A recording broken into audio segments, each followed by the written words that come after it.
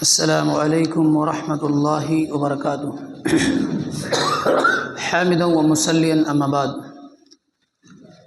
मुहतरम मुसल्लियान किराम, कई सारी इबादतों की फ़जीलत एक ही हदीस में बयान की जा रही हैं और ये हदीस जो है वो बुखारी और मुस्लिम में है। और इस हदीस को बयान करने वाले जो सहाबी हैं वो हज़रत अबू हुरैरा रज़ियल्लाहु ताला अन्हु रवायत करते हैं कि अल्लाह के रसूल सल्लल्लाहु अलैहि वसल्लम ने फरमाया, लौ यअलमुन नासु मा फिन निदाई वस्सफ़िल अव्वल। अगर लोगों को मालूम हो जाए, नास का लफ्ज़ है, किसी को भी अगर मालूम हो जाए, नास में क्या है, आम, कोई भी आदमी, किसी को भी अगर मालूम हो जाए कि अजान देने में कितना सवाब है, अजान देने की क्या फजीलत है, कितना सवाब है, कितना मकाम मर्तबा है, और पहली सफ में हाजिर होने का कितना सवाब है, तो इतने लोग इकट्ठा हो जाएंगे कि वो सबकत करेंगे, कुरान अंदाज़ी करेंगे कि पहले अजान कौन देगा और खड़ा पहले आगे कौन होगा, अगर मालूम हो जाए किसी को। सुम्मा लम यजिदु इल्ला अय्यस्तहमु अलई, फिर वो कोई और चारा नहीं पाएंगे सिवाय इसके कि कुरान अंदाज़ी की जाए कि अजान कौन देगा। भाई नाम निकालो, कुरान अंदाज़ी कहते हैं कि जितने भी लोगों सबका नाम निकालो, जिसकी पर्ची उठाई जाएगी वही देगा। देखिए, अजान देने में इस कदर हरीस हो जाएंगे लोग अगर उनको मालूम हो जाए कि अजान देने की फजीलत कितना है, अजान देने का सवाब कितना है। और ये जो पहली सफ़ है ना, अकामत हुई तो 15 लोग थे, सूरह फातिहा की तिलावत हुई 20 हो गए, आयतों की तिलावत ख़त्म हुई 25 हो गए, एक रुकू ख़त्म, दूसरी सफ़ तैयार हो गई। तो ये जो पहले सफ़ में मौजूद लोग हैं वो दूसरे सफ़ वालों से बेहतर है। लौ यअलमुन नास मा फिन निदाई वस्सफ़िल अव्वल, पहला सफ़ कौन, जो इमाम से बिल्कुल पीछे होता है। अगर इन दोनों में शामिल होने का, अजान देने का, पहली सफ़ में खड़े होने की अगर फजीलत मालूम हो जाए, सवाब, तो कुरान अंदाज़ी करना पड़ेगा कि भाई पहले अजान कौन देगा और खड़ा कौन पहले होगा। और आगे नबी सल्लल्लाहु अलैहि वसल्लम ने क्या फरमाया, वलौ यअलमूना मा फित तहजीर, ताजीर कहते हैं अव्वल वक्त में आने में, पहले पहल आने में। अल्हम्दुलिल्लाह हमारे कुछ भाई ज़ोहर में, असर में, मगरिब में, इशा में, फजर में कभी पीछे हो जाते हैं, लेकिन अक्सर नमाजों में पहले से आकर मस्जिद में बैठे रहते हैं या वज़ू बना लेते हैं। जानते हैं इसकी फजीलत क्या है? नबी सल्लल्लाहु अलैहि वसल्लम फरमाया कि लौ यअलमूना मा फित तहजीर, अगर जल्दी आने में, पहले आने में, अव्वल वक्त आने में मालूम हो जाए, लस्तबकू इलई, लोग दौड़ कर आएंगे, भागते हुए आएंगे।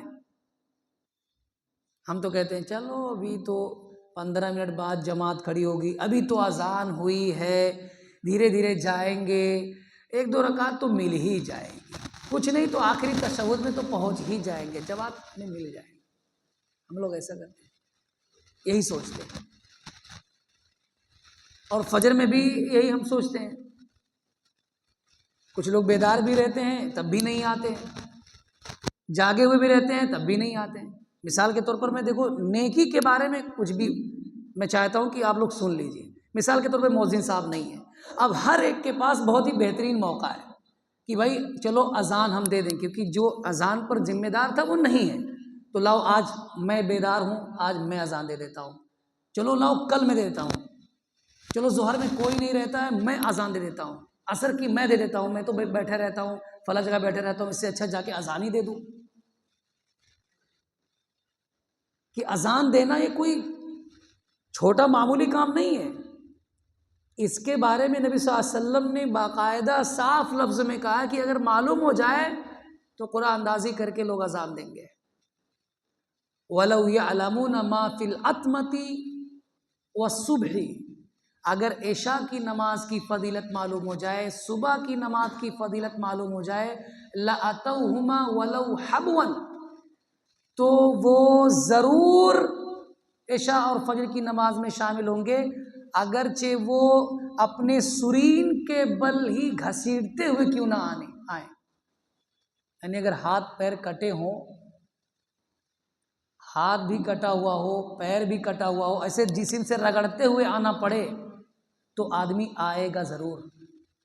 इतनी फजीलत है, अंदाज़ा नहीं लगा सकते आपकी इसका मकाम और मर्तबा क्या है। इसलिए अल्लाह के बंदो, नमाज और नमाज से जुड़ी जितनी भी चीज़ें हैं ना, उनका मकाम और मर्तबा ही क्या कहना है। इसीलिए कहते हैं ना कि नमाज दीन की बुनियाद है। सुना है ना, अस्सलातु इमादुद्दीन, सुना है, नमाज दीन का पिल्लर है, खंबा।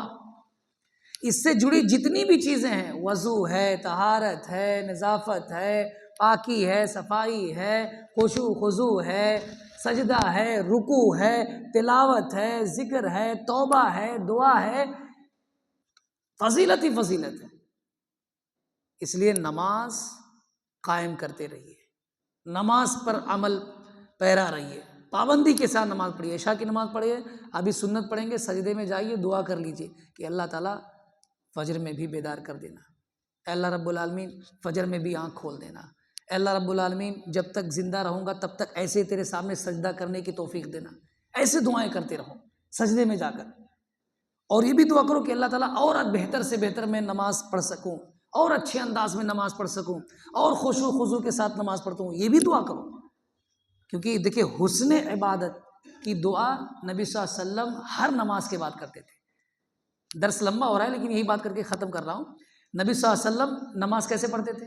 सजदे में जाते तो लोगों को शुबा हो जाता कि आप सल्लल्लाहु अलैहि वसल्लम हैं या रुखसत हो गए, पैर में सूजन वरम हो जाता, लेकिन आप सल्लल्लाहु अलैहि वसल्लम सलाम फेरने के बाद क्या दुआ करते? अल्लाहुम्मा इन्नी अला ज़िक्रिका व शुक्रिका व हुस्न इबादतिका। इबादत कर रहे अच्छी, अल्लाह से और दुआ करें कि अल्लाह ताला और तौफीक दे और अच्छी इबादत कर सकूं। जो शारे हैं, आखिरी नबी हैं, वो दुआ कर रहे हैं। हम और आपकी इबादतें कैसी हैं? 2 मिनट में नमाज ख़त्म, 1 मिनट में नमाज ख़त्म। हमको चाहिए अल्लाह से दुआ भी करते रहें कि अल्लाह रब, गरचे कोई चीज़ जायज़ होती है, सही होता है, लेकिन दुआएं फिर भी करना चाहिए कि अल्लाह ताला हमें और तौफीक दे, और अच्छे से इबादत करें, और अच्छे से दुआएं करें, और अच्छे सजदा करें। अल्लाह रब्बुल आलमीन हमको हुस्न अमल की तौफीक अता फरमा, हुस्न इबादत की तौफीक अता फरमा, हुस्न ख़ात्मा की तौफीक अता फरमा।